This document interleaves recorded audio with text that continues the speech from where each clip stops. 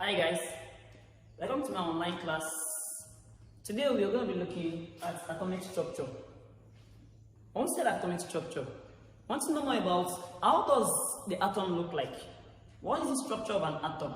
What does atom contain? Now, nowadays we believe that what atom consists of what particles, which is in an atom, we know that what an atom consists of an electron, the proton, the neutron, and some other sub-particles that are found inside the atom. But today we want to look at what? How does the scientists then come across each of these particles? Then, in the olden days, by the time of the Greek philosophers, the only theory that was known then about an atom was the theory of John Dalton. John Dalton is an English teacher which studied more on studied chemistry and proposed different theory on the atomic and on the atom. Now, the main clues of John Dalton's atomic theory was that atom is an indivisible particle. That was his clue. It simply shows that an atom cannot be seen. So because of that, it brings about different thinking about different scientists. When scientists started thinking about why is it that atom is indivisible? That means if atom is indivisible, that means atom can never be indivisible. There must be something about the atom. So it's very about different scientists come along, then start making research, performing experiments on knowing the structure of an atom. Then the first scientist that performed their experiments was done by by Michael Faraday. Now, Michael Faraday and his co-worker, which is known as Davy. Now, these two scientists perform an experiment on electrolysis. And in their experiment of electrolysis, they discovered that atom is electrically charged. That means atom possesses an electric characteristic. Then said that an atom must contain a subparticles. If atom is having electrical characteristics, simply means it must have a subparticle. But then the subparticle that the atom has was not known to Michael Faraday and Davy. Then, not until when a scientist, which is known as J.J. Thomson, he came about, he started using experiments. He performed an experiment using a discharge tube. Now, in this discharge tube, he fired a cathode ray. He noticed some characteristic of cathode ray tube. Now, you see, the tube look like this, whereby this is the kind of tube I use for his experiments. The tube look like this, whereby we have two electrodes here, this one electrode here. Now, in between here, we have some gases, which is of low pressure. Now, this electrode is connected towards an high voltage. It's connected towards an high voltage. If this is the cathode, while this one is anode. Now, John Dalton noticed J. Thomson noticed something that when he connects this thing to a source of voltage, he noticed that some kind of rays that are coming out from this from this thing here. Then we now look at the characteristic of this ray. We call this ray cathode ray. Now, what are the major characteristics of the ray that he found? Number one characteristic of the ray is that you notice that the ray is negatively charged. You know the ray is negatively charged. Now, how do you know that the ray is negatively charged? Number one, you notice that when they bring this ray, when they bring a negative charge, whenever they bring a negative charge closer to this ray, they notice some kind of deflection that occurs. Simply means this ray is being deflected backward when a negative charge is brought to it. And don't forget, there is a theory of fundamental law of charge, which states that like charges will tend to repel each other, while unlike charges tend to attract each other. So when you bring a negative charge closer to this ray, you notice that there is a kind of deflection in it. Then it's clearly characteristic that you see, the cathode ray is negatively charged. Number two, it is being deflected by an electric field. That means it can be what? It is being what? Deflected by an electric field. Now, the third thing that you find in its characteristics that was, it said this ray possesses kinetic energy. That means the cathode ray possesses kinetic energy. It possesses kinetic energy. That is another characteristic of the ray. It possesses kinetic energy. That's another characteristic. Then the fourth characteristic was that what? It said the ratio, or let's say what? The ratio of the charge, or let me say the charge to mass ratio of this cathode ray is always given as 1.76 times 10 to the power 11. The charge to mass ratio of the ray is 1.76 times 10 to the power 11 coulomb per kilogram. Now, these are the characteristics of the ray that was detected. Then from there, when you take a look at what this, that was notice that what when you bring the ray closer to an electric field, it is being deflected. Then you now name the ray as what? An electron. That was when what J. Thomson discovered what? Electron. So the scientist that discovered what electron was what? J. Thomson. Now, after the discovery of electron by J. Thomson, he tried to measure the charge to mass ratio. The charge to mass ratio of the electron to be equal to 1.76 times 10 to the power 11 coulomb per kilogram. That was what the charge to mass ratio that J. Thomson discovered from his experiments. Then after that, a scientist which is known as what? R.A. Millikan. Normally, the charge of the electron, or let me say, the charge of the electron was not being what? Known to J. Thomson by then. Okay, sorry. The charge of the electron was known to what? J. Thomson by then. Now, it gave us that the charge of the electron is equal to what? 1.6 times 10 to the power minus 19. Now, after that, a scientist came, which is known as what? R.A. Millikan. Now, R.A. Millikan was the one that performed the next experiments by performing his what? By his famous experiment. His famous experiment that he performed was known as what? Oil drop experiments. Oil drop experiments. Oil drop experiments. In these experiments, he calculated the charge of the electron. Using this what? He used this what? Experiment to determine what? The charge of the electron. Then, after determining the charge of the electron, this charge of the electron was not discovered by J. Thomson. It was calculated by what? R.A. Millikan through his what? Oil drop experiment. Now, after calculating the charge of the electron, then he utilized the value of the charge to mass ratio of the electron to calculate the mass of the electron. Normally, J. Thomson has already discovered the charge to mass ratio of the electron to be equal to 1.76 times 10 to the power 11 coulomb per kilogram. Now, you know what this man did? When he came, he looked like, Daddy J. Thomson has done a lot of work in discovering this. Then he tried to find its own work by measuring the charge of the electron using his famous oil drop experiment.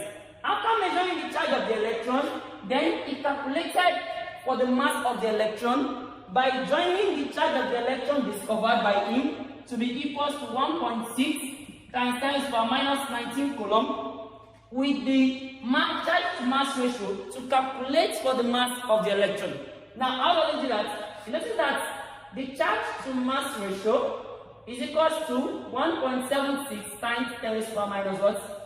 19. So from this point here, he calculated everything by looking for the mass of the electron. Then, since I know that the charge of the electron is 1.6 times 10 to the power minus 19, which is equals to 1.76 times 10 to the power minus 19. Then the mass of the electron is equals to 1.76 times 10 to the power minus 19 all over 1.6 times 10 to the power minus 19. Sorry, this is 10 to the power 11 10 raised to power 11. Now, from this cruise that is here, it calculated the mass to be equal to 9.01 times 10 raised to power minus 31. This is equals to 11, 19. Then it calculated the charge to mass ratio to be equal to what? 10 raised to power minus 31. That's why it calculated what? The mass of the electron. Now, when he calculated what? Mass of the electron through his own experiments. Now, after that, the scientists keep on what? Wondering what might be okay, then before then, we noticed that what? It was believed that the atom consists of what? An electron. But J. Thomson, let's not forget, he tried to explain to us by creating a model of the atom. Now, his model then was known as Pompidou model. Pompidou model. Now, what was this model all about? Now, he created a model of the atom. Now, all what this model is all about, he said that what? An atom consists of what? An electron that is embedded in a what? In a region of positive charge. That means it has something like this. This is what his model is all about. Inside here, we have this region of positive charge. Positive charge, positive charge, positive charge, positive charge, positive charge. Now, let's say in this region of positive charge, then electrons are located in the region like this. We have what? Electron, electron, electron, electron, electron, electron, like this. That means he said an atom looks like this. That's one of the reasons why what simply means it was trying to tell us that what the electron and the proton is uniformly distributed inside an atom. That was the first thing that was trying to explain to us. That means an atom consists of both proton and electron that are uniformly distributed. That is his own what? Model of an atom.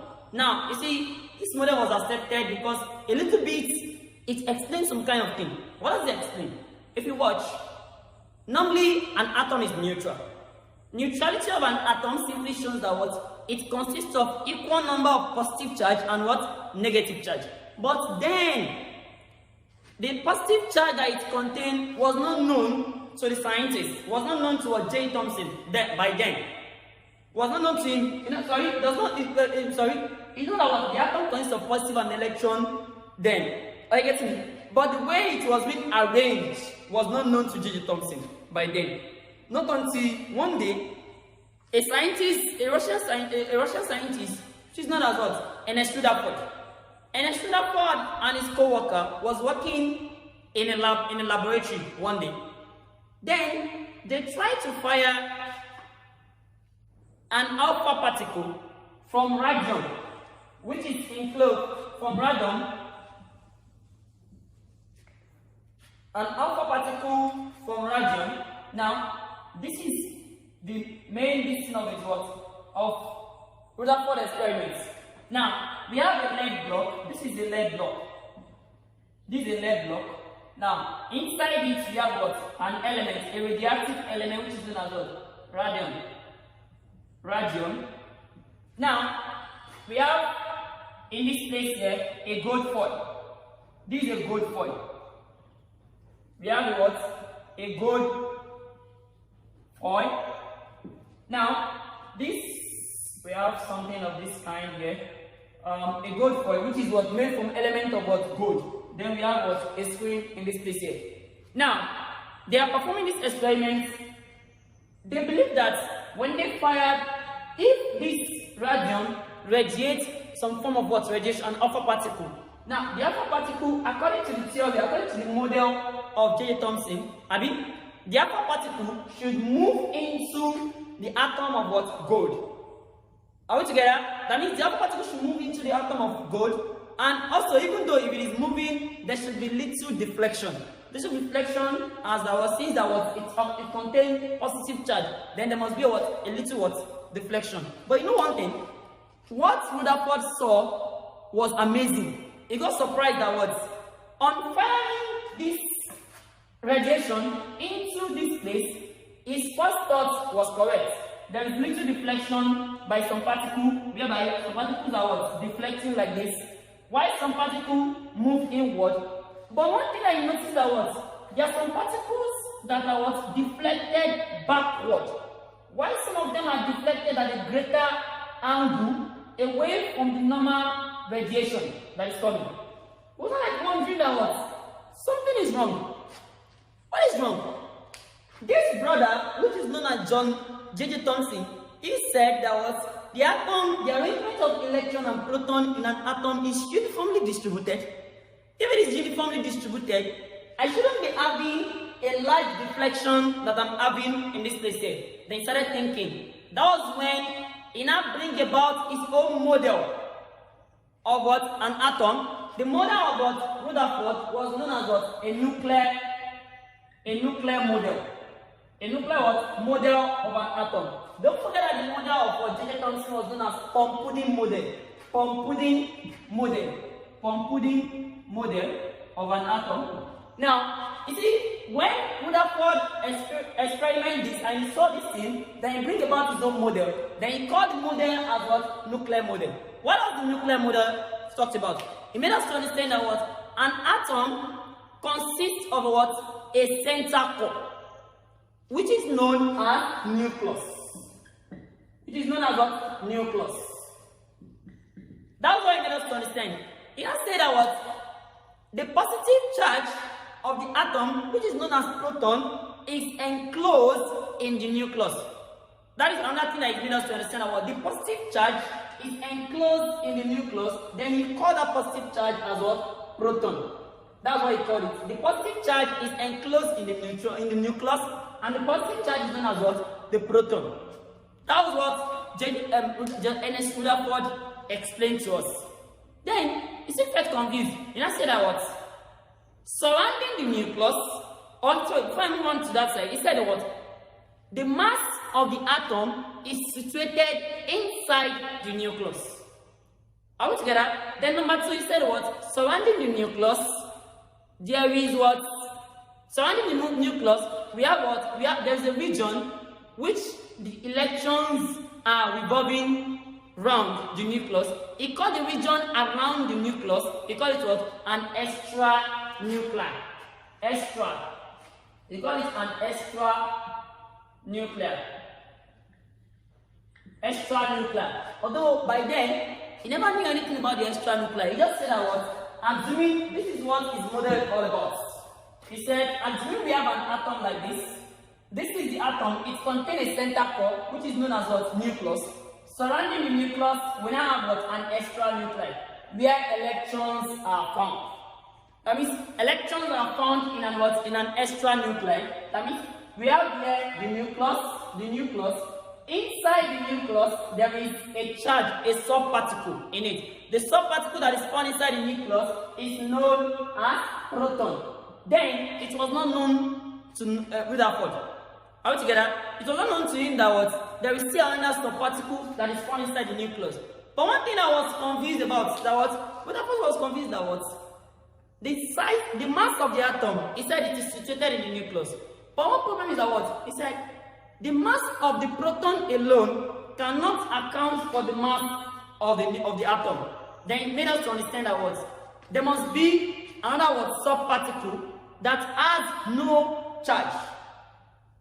Altogether, that means there must be what? A subparticle that has what? No charge. He called this subparticle a neutral charge. A neutral what? Particle. That means the particle does not have any charge. That is found inside the nucleus of the atom, which makes the which accounts for the what? Atomic mass. Then it wasn't known to him. Then a scientist came about, which is known as what? Henry Moseley. This scientist is known as what? Henry Moseley. Now, what was his work about the atomic structure? Now, the work of this man was that he made us to understand that what? He said, the number of protons in an atom is a characteristic of every atom. That means the number of protons in an atom is a characteristic of every atom. What he was trying to make us to understand that, if you take a look at that in chemistry, we believe that what? Every atom has atomic number. And the atomic number is always due to the number of protons that is found in that atom. That's what Mosley was trying to say that the number of protons in an atom is a characteristic of every atom. Simply means every atom has their own specific number of protons, which accounts for the atomic number. Now, time goes on. Rutherford has made an experiment, a discovery that was not being discovered. That means he just proposed something about the kind of neutral particle that is found inside the nucleus with the proton. Then he just said that the neutral particle is known as a neutral particle. We never knew anything about it. Not until when a scientist came about performing his own experiments. The scientist is known as James Chadwick. James Chadwick. Now, James Chadwick was the scientist that now explained to us what that neutral particle that was being stated by Rutherford is known as. Then James Chadwick made us to understand that that neutral particles of Ernest Rutherford is what we call neutron. When he's performing his own experiments, so he made us understand that the neutral particle is known as neutron. It simply shows that neutron was discovered by this scientist James Chadwick. But the nuclear model was discovered by Ernest Rutherford. Ernest Rutherford. Ernest Rutherford. Ernest Rutherford. Rutherford. He was the one that discovered the nuclear model of an atom. Now, after that, there were a lot of theories in mechanics. Or let me say, theories in electromagnetism that we are unable to explain using this Rutherford experiment. Let's take a look at one of the theory. Let's look at electromagnetic theory. We believe that lights are moving in a continuous manner. That means light energy are being radiated in a continuous manner. That means when we take a look into the classical mechanics. In classical mechanics, it is believed that light are radiating in a continuous manner. Now, if Rutherford made us to understand that the atom consists of a center core, in the center core we have the proton. Surrounding the nucleus, the electrons are revolving around the nucleus in an extranuclear region. An extranuclear region. Electrons are revolving around it. Then there must be a problem. If something is moving, according to classical physics, we believe that when something is moving, it radiates energy. When light is moving in a continuous manner, it radiates energy. And when something is radiating energy continuously, the energy becomes reduced. And if the energy is reduced, it simply shows that a time will reach whereby that thing or that particle will tend to collapse. Now, we say that if electrons were revolving around the nucleus, radiating energy, they are radiating energy as they are revolving around the nucleus. This is the nucleus. Then we have electrons that are revolving. They are revolving. The more they are going, that they are radiating energy, there will be reduction in their movement such that they will tend to collapse. The electron will tend to collapse inside the neutron. The more it is revolving, because the more it is revolving, it gives out energy. When it revolves, it gives out energy. Now, that energy that has been lost by the electron accounts for something else. If given out energy, then the energy of the electron is reducing. If the energy of the electron is reducing, it tends to spiral a little bit. It spiral until it will fall into the nucleus, the center point here, which is the nucleus. When it falls into the nucleus, automatically the nucleus will be destroyed. Then a scientist came to explain to us about how the structure of the atom look exactly. What's the name of the scientist? The name of the scientist is known as Niels Bohr.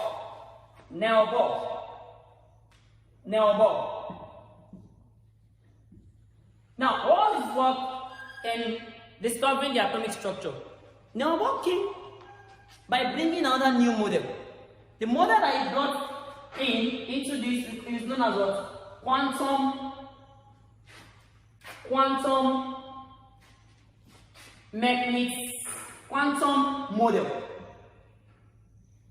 Or let's say quantum mechanics model.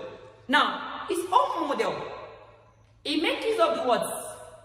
The explanation of what? Radiation.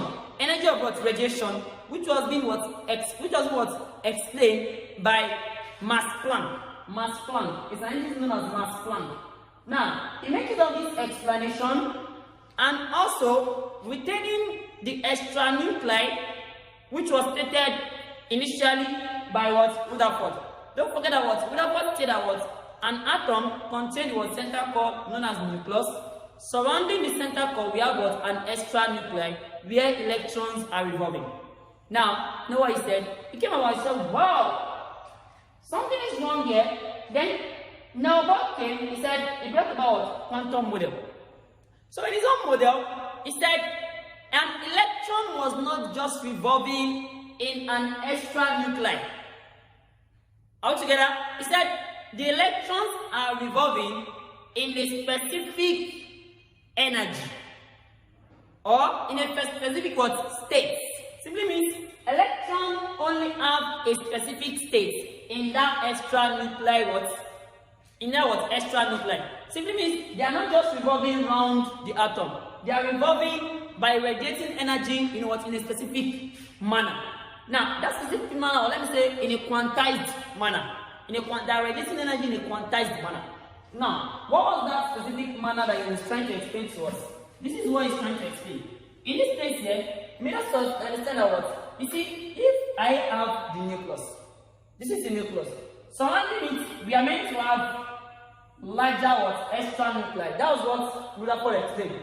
That all this thing is where the electrons are moving. Then now what made us to understand that what? No, something like that. The electrons were moving in their own what? Quantized or in our own specific states. Now, whereby I have what? One specific state here. I have another what? Specific state here. Now, in our called this specific state is not this specific state, it named it as what? Energy level or shell. He called it what? A shell. He said every electron are moving in different energy level. That means electron in this first, let's assume that this is the first energy level. It gave different energy level that we have, like the K shell, which is the first energy level, the lowest energy level, the L shell, the M shell, and also, let's say that what we also have the M shell, the N shell, the N shell, and so on and so forth. Now, we also understand that what if electrons are moving in this, electrons that are moving in what? And the lowest energy level, which is the K shell, will never radiate energy, except the electron in this shell try to what? Move upward. Now, when electron in this shell try to move from the lower shell to the upper shell, it will not stay longer in that shell before it will return back to its normal what? Energy level. And said, before an electron can leave this shell, that means before an electron can leave the lower what? Energy level to the higher energy level, it will absorb energy. On absorption of energy, it's right now, on absorbing energy, the electron what? Move to the next shell. Now, if the electron moves to the next shell, since that was, normally let me put it in the normal language. You know something that was in our country here? You believe that, okay, I went to greet someone at home. Normally, that was not my home. I mean, I just went there to greet. When it is time for me to leave, I will surely leave. Isn't it? Now, on getting there, I need to board bus to get to the place. I will need to pay the same amount of money that I paid to board bus from that place to where I'm going. That's the same amount of money that I will need to return back to my home. Now, what is it all about? In this theory here, what Niabor was trying to say is that what atom does not just release energy anyhow. They only release energy when it is necessary. The necessity is that what they can only release energy when they move from one state or one energy level to another what energy level. Either they move from the lower energy level to the higher energy level, or they move from the higher to the what? Lower. But please note something. When they move from what? Lower energy level to higher energy level, they can only move, they only perform that movement by absorbing energy. Now, if they are returning back from that energy level back to their initial state, they will give up the same amount of energy that was absorbed by them, to be given up when they are moving back. Now, atom can move from this K shell to the N shell. Sorry, electron can move from K shell to the N shell, while it can also move from K shell to what? The N shell, and it can radiate from what? N shell to what? N shell. It can perform different kind of what? Movements. Are you getting me? But when they are moving, they can only radiate energy only when they are transiting from one state to another state. But if they are still in their own state, they never radiate any energy. They only revolve in their states. That was what Nauber was trying to what? Explain to us about this thing. Now, again, he makes use of his own theory to explain to us about the atomic spectra, line spectra that was given by hydrogen spectra.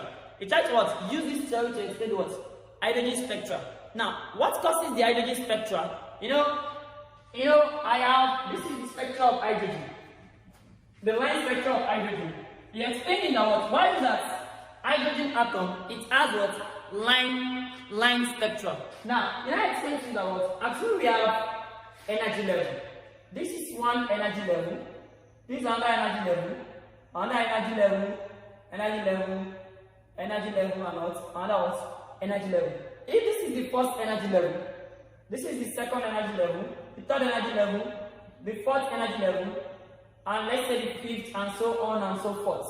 Now, from the fourth energy level, let me say something here. This is my energy level. Energy level. Now, from this point here, actually I have this as the lowest energy level. The lowest energy level has the lowest what energy, because it was the ground state energy level. This is the lowest energy level, the ground state energy level. Now, you notice that what? Normally, if electron can move from this ground state to the next state. That means the energy of this region here is E1, energy of this region is what? E2, energy of this region is E3, here is what? E4. Now, electron can move from E1 to E2 by absorbing energy. The energy that will be absorbed by the electron will be equal to the difference between the what? Energy of the two states. That means energy absorbed by electron is moving from here to here will be equal to what? E2 minus E1. That's the energy that will be absorbed by the electron. This same energy that is absorbed by the electron will be given up by the electron when it returns back from that state back to its initial state. It will revolve, it will radiate this same amount of energy, which is E2 minus E1. Likewise, it is moving from E3 to E1, the same. Now, in order to what spectra what that hydrogen produced what? First spectra. The first spectra that was produced by hydrogen, the spectra were given in form of what? Series. I get in the line spectra were given in form of what? In form of series. The first line spectra that was produced by it is that we have what? One, I have the Lyman series. We have the Balmer series, the Lyman series, the Balmer series. We have the Brachet series. Sorry, here. Now, the Lyman series, the Balmer series, the Brachet series, and the what? P-Fond series. P-Fond what? Series. The Lyman, the Balmer series, we have the what? The Brachet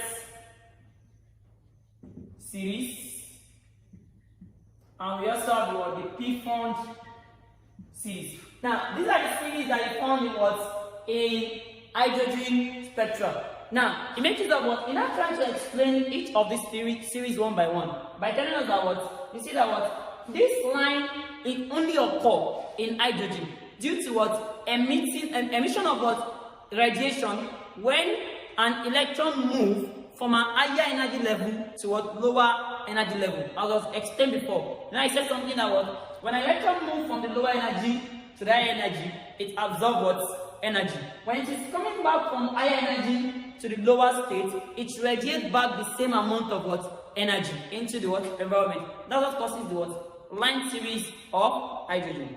Now, in our next video, we are going to look more into the what? The other theories of other scientists. That means in the light of Schrödinger, Heisenberg, and the likes of de Broglie. As in, what is the work of each of these scientists?